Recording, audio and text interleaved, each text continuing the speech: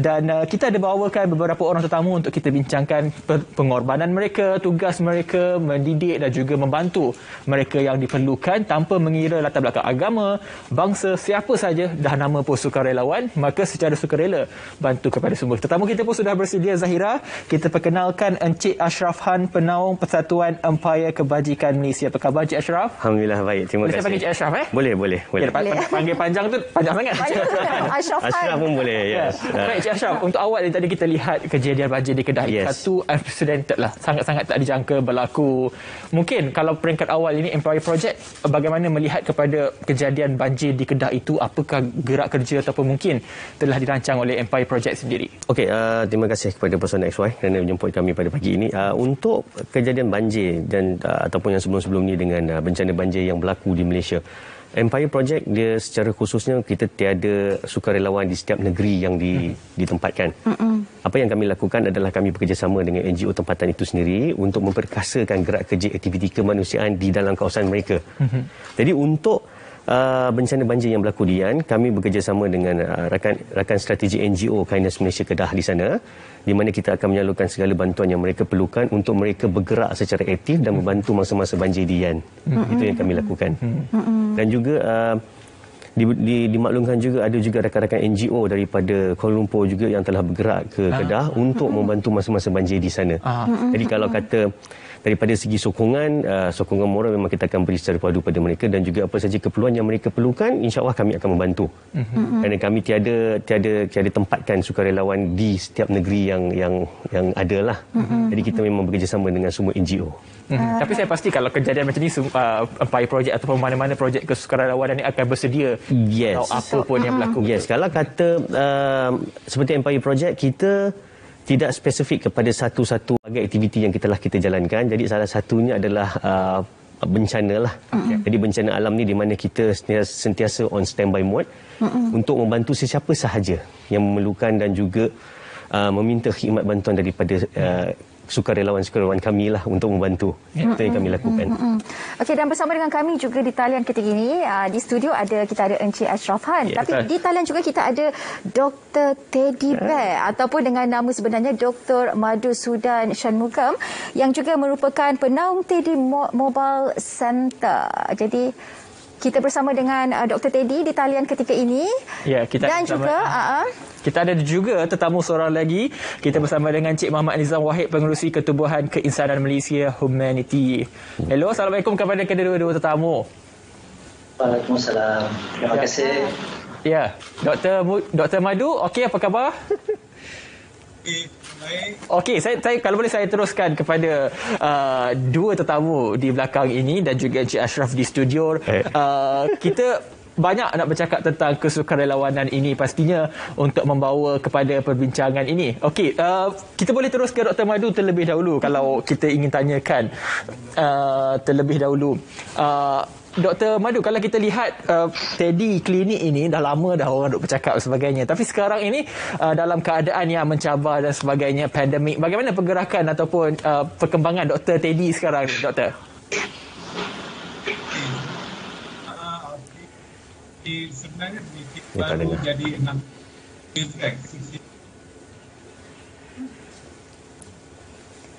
not the same macam tu.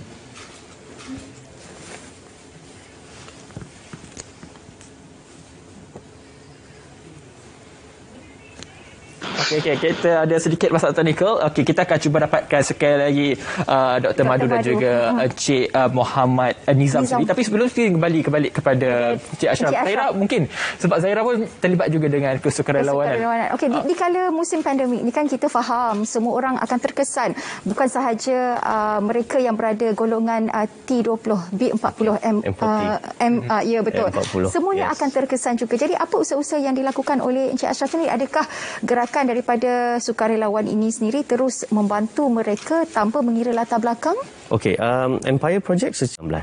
Di mana pada masa tu aktiviti kami adalah fokus pada gelandangan sahaja.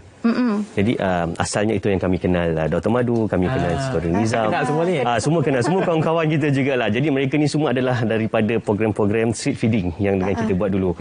Jadi setahun ke setahun kami lihat acara street feeding ni, program street feeding ni bukanlah sesuatu yang mesti dilakukan di Malaysia ni kerana terlalu ramai NGO yang menggerakkannya. Jadi atas usaha say no to food wastage yang kita lakukan, saya menghentikan 100% aktiviti street feeding ni dan kita memberi sokongan kepada kumpulan-kumpulan yang memang konsisten melakukan aktiviti ni. Jadi daripada kita hentikan street feeding, kita telah jalankan program food bank program. Di mana food bank program ni adalah memberi bantuan asas makanan barang dapur kepada mereka-mereka yang memerlukan di dalam Kuala Lumpur daripada 2017 dan sehingga kini. Aktiviti itu dijalankan setiap bulan. Cuma di kala pandemik ini, kalau kata dulu kita membantu 100 ke 200 keluarga setiap bulan, numbers yang kita tolong start daripada pandemik sehingga ke hari ini triple, fourple dah jadi berganda-ganda dah permohonannya. Jadi bantuan asas yang kita lakukan di sepanjang pandemik adalah memberi barang asas bantuan barang dapur food bank kepada mereka yang memerlukan, dan juga kami ada set money untuk menjaga kebersihan diri, dan juga program yang terbaru kami lakukan adalah program bantu masuk Empire Bantu, di mana kita memberikan modal permulaan untuk memulakan perniagaan supaya mereka dapat sara hidup dan juga family mereka. Itu yang kita lakukan. Kalau kita tengok ni antara barang mereka yang diperlukan itu, selain daripada saya tengok ada face mask, ada pelitup muka, ada cerai pembasmi kuman, ada toiletries dan juga untuk wanita tuala wanita. Itu ramai yang tak perasan sebenarnya keadaan itu sangat memerlukan. Mungkin ada perkara lain lagi yang diperlukan yang kami ni sebagai awam tak tahu sebenarnya boleh sumbang benda itu. Okey, kalau kata sekarang ni apa yang kita lihat, pemberian makanan ataupun barang asas dapur kepada penghuni ni ataupun pada penerima masyarakat kita terlalu ramai dah, banyak. Antara salah satu inisiatif yang kami jalankan adalah memberikan pet wanita. Di mana kadang-kadang pet wanita ni tak banyak kumpulan ataupun grup-grup yang melakukannya. Jadi kita mengambil inisiatif untuk memberikan pet wanita dan juga set-set kebersihan diri kepada mereka-mereka ni semua. Dan juga ada di antara penerima kita, mereka tak nak apa-apa pun. Dia cuma nak kami datang dan dia boleh meluahkan perasaan dia.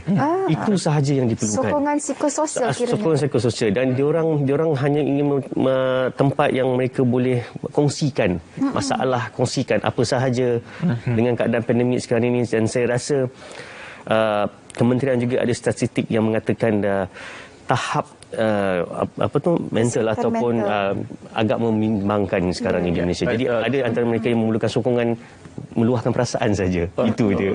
Baik, dah sesuai dengan tajuk kita, muafakat perpaduan. Pastinya anda tertanya bagaimana sebenarnya muafakat perpaduan ini boleh terwujud dan terhasil daripada aktiviti kebajikan dan kesukarelawanan. Kita akan bersama dengan 3 sahabat baik ini, 2 di dalam talian, 1 di studio, untuk kita bincangkan bagaimana sukarelawan ini dapat memupuk semangat perpaduan dalam negara kita. Kita kembali selepas ini dalam Pesona XY Serasi di Hati.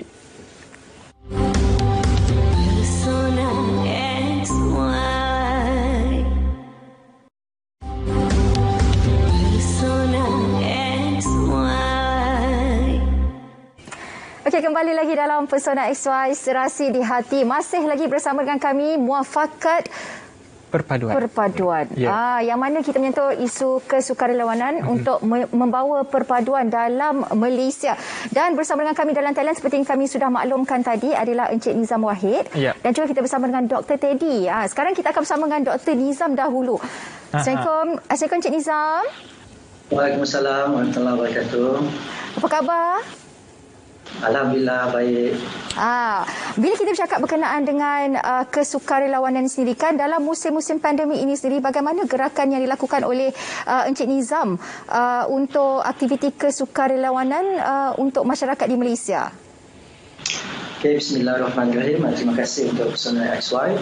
Baiklah, di waktu dalam kekangan pandemik ni, saya rasa hampir semua gerakan NGO agak terjejas kerana dengan perintah PKP iaitu Kawalan Kertas Daerah dan Liga Negeri. Tapi alhamdulillah Humanity mempunyai gerak kerja yang berbeza daripada NGO lain, di mana kami adalah pengasas kepada jenama Gerobok Rezeki, yang mana kami tubuhkan Gerobok Rezeki ni hampir di banyak sekolah di setiap daerah seluruh Malaysia. Jadi dengan kaedah begini, Humanity hanya akan menyampaikan bantuan sama ada dalam bentuk barangan kering ataupun tunai kepada setiap telefon Gerobok Rezeki di sekolah-sekolah. Jadi daripada sekolah ini, data daripada aplikasi pendatang murid, pihak sekolah akan semak dan salurkan bantuan tersebut kepada keluarga murid daripada B40. Baik, kemudian kekangan yang paling jelas yang kami dapat seperti yang sahabat saya Encik Ashraf katakan tadi adalah bilangan penerima yang semakin bertambah. Itu memang saya tidak boleh nafikan. Kalau dahululah sebagai contoh, mungkin sebulan kita boleh untuk sebuah sekolah tu mungkin hanya untuk 20-30 orang keluarga yang terjejas. Tapi apabila pandemik ini berlarutan sehingga 2 tahun, M40, T20 pun sekarang dah jadi B40. Jadi bilangan mereka sangat bertambah. Manakala untuk mendapatkan kerajaan daripada agensi swasta atau dengan keadaan ekonomi sekarang, ia satu cabaran yang sangat besar bagi kami selaku.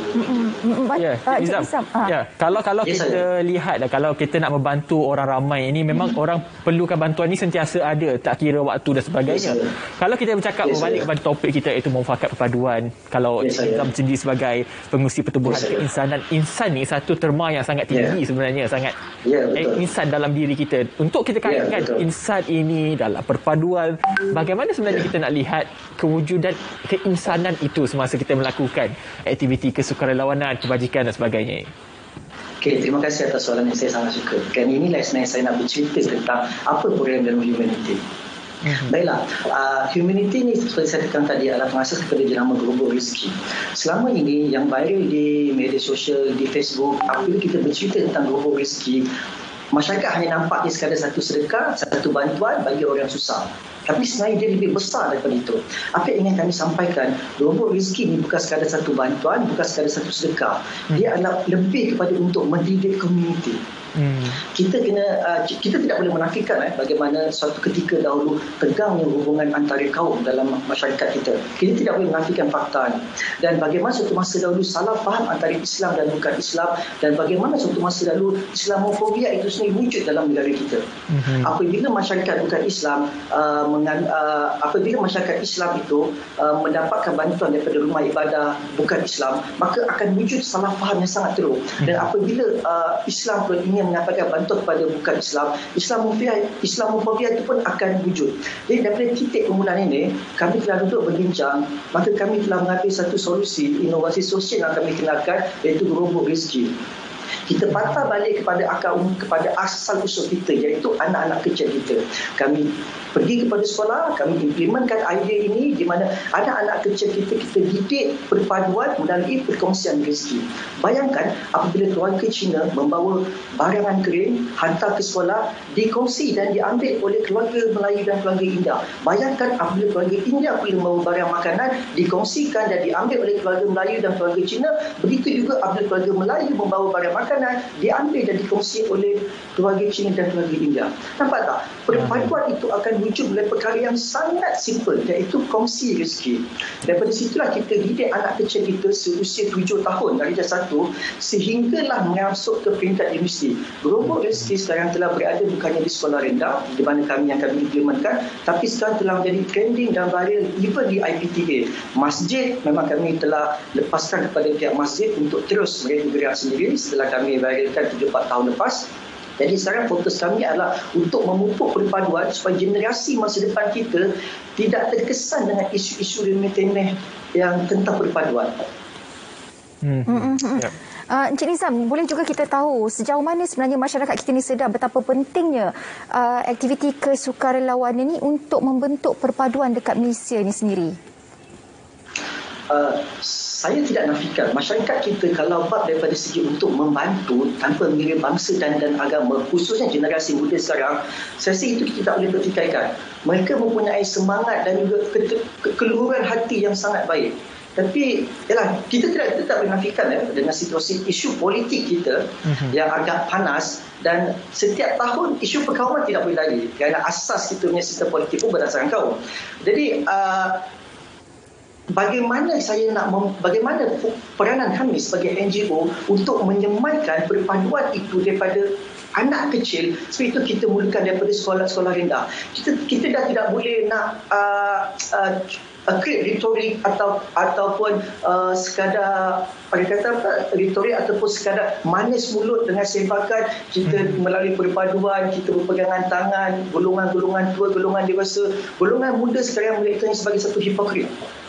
Jadi kami cuba didik anak kecil kita dari peringkat sekolah supaya mereka tidak supaya menjadi satu pemampan kepada diri apabila mendapat cerita-cerita panas tentang perkauman dan sebagainya.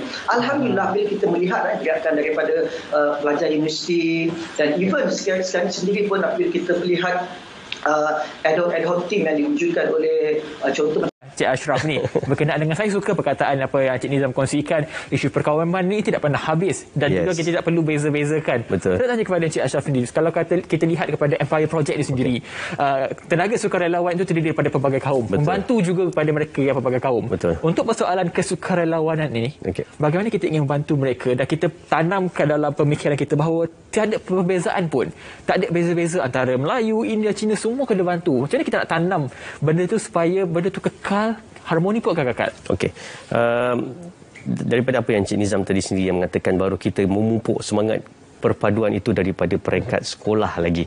Di mana mereka-mereka ini akan diberi pengalaman yang tak ada di dalam silibus pembelajaran mereka, di mana mereka-mereka ini semua bersama-sama dengan Gerubuk Rezeki Edisi Sekolah, bersama-sama mewujudkan Gerubuk Rezeki Edisi Sekolah dan menjadikan Gerubuk Rezeki itu di dalam kalangan komiti pelajar-pelajar itu sendiri. Yang pertama, kalau dilihat daripada Empire Project sendiri, di dalam kami, di dalam Empire Project kita ada pelbagai kaum, pelbagai bangsa, pelbagai profesional yang ada dengan kita, di mana Empire Project sendiri tidak menjalankan satu-satu program hanya untuk satu-satu kaum dan satu-satu golongan sahaja. Tidak.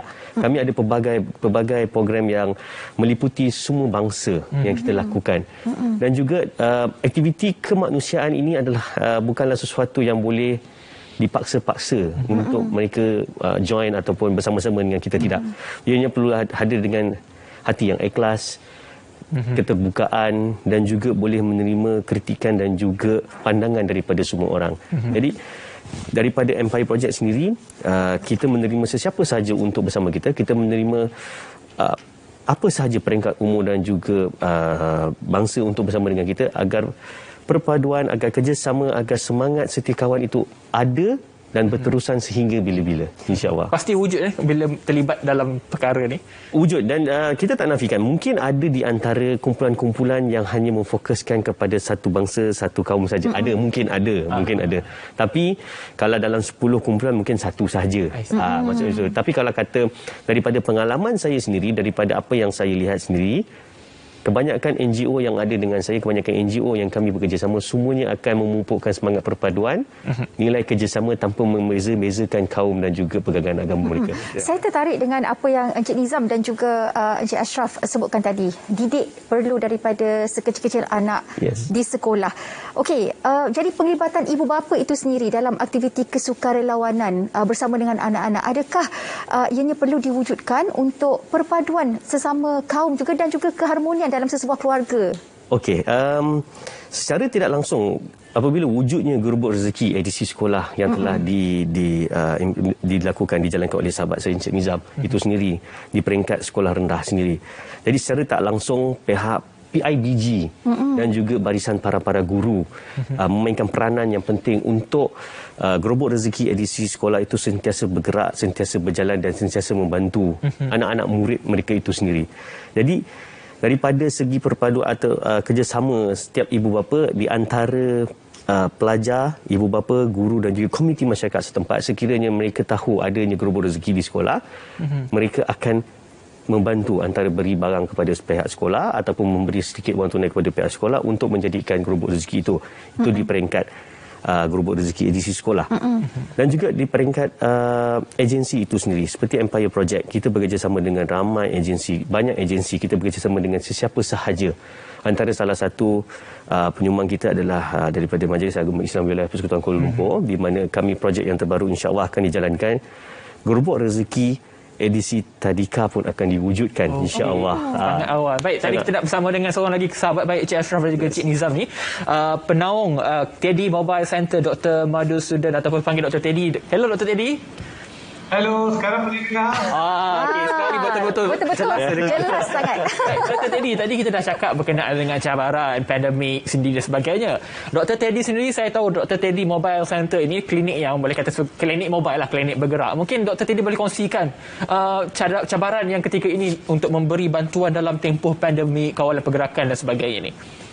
Okey, cabaran ketika ini masalahnya kita sangat tak volunteer. Okey, walaupun ramai sukarelawan yang join kita, tapi kita tak nak memberi risiko kepada mereka kerana masalah COVID ni. Dan satu lagi yang kita buat rawatan percuma ni untuk orang gelandangan. So kita tak nak orang gelandangan pun jadi high risk kan. So kita tak nak menyebabkan virus yang kita ada kepada mereka. So we limit our volunteers, itu saja.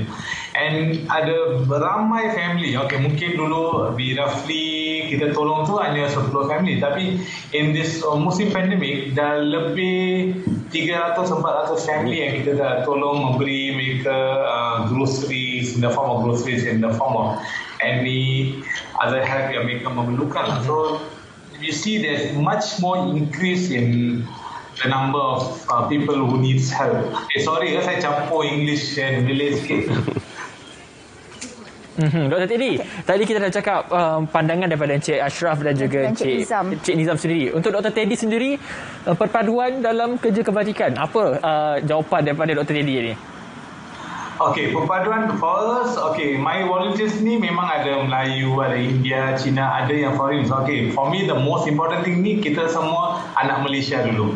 Okay, so we do not see one, semua orang sama je. Saya treat them as equal because see, although saya ni co-founder of Teddy Mobile Family, saya tak pernah tengok saya sebagai seorang leader.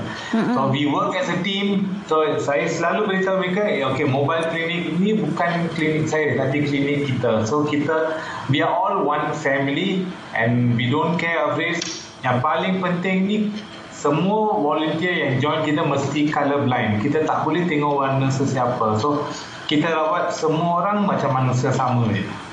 So that is a main principle lah. So and you can see that everyone, including my Malay friends, the Chinese friends, they treat me as one of their brother, as one of their family members. And so that is a very happy thing. For me, I had no any racial problems in volunteering. Ya, baik. Dr. Teddy, kita sebenarnya kalau boleh nak anjakkan waktu ni, kita boleh anjakkan. Tapi sebenarnya kita dah sangat-sangat kesuntukan waktu. Terima kasih kepada Dr. Madhusudan, penaung Teddy Mobile Center. InsyaAllah nanti saya akan cari Dr. Teddy ni. Ya, setiap hari Rabu, Hafiz. Betul, nanti kita akan jumpa. InsyaAllah. Baik, terima kasih Dr. Teddy. Thank you. Okey, saya nak kembali kepada Cik Ashraf sendiri. Kita pun dah berada di penghujung perbincangan ni. Tadi kita nak mula pada sekolah yang Zahira. Ya, tadi sekolah. Tapi kita lihat ada kadang-kadang semangat sukarelawan ni kadang-kadang macam okey, kalau sukarelawan ni nak berbayar dan sebagainya, tapi nak tanamkan sifat tu macam mana sebenarnya? Okey, mungkin ada juga di antara kumpulan yang mempunyai dana yang cukup kuat untuk membayar sagu hati kepada sukarelawan. Jadi dalam Empire Project kita mempunyai secara asasnya 7-8 orang yang berdaftar dengan RRS. Tapi kalau kata untuk memanggil sukarelawan, kita ada pelbagai anak bangsa dan juga peringkat umur yang dengan kita.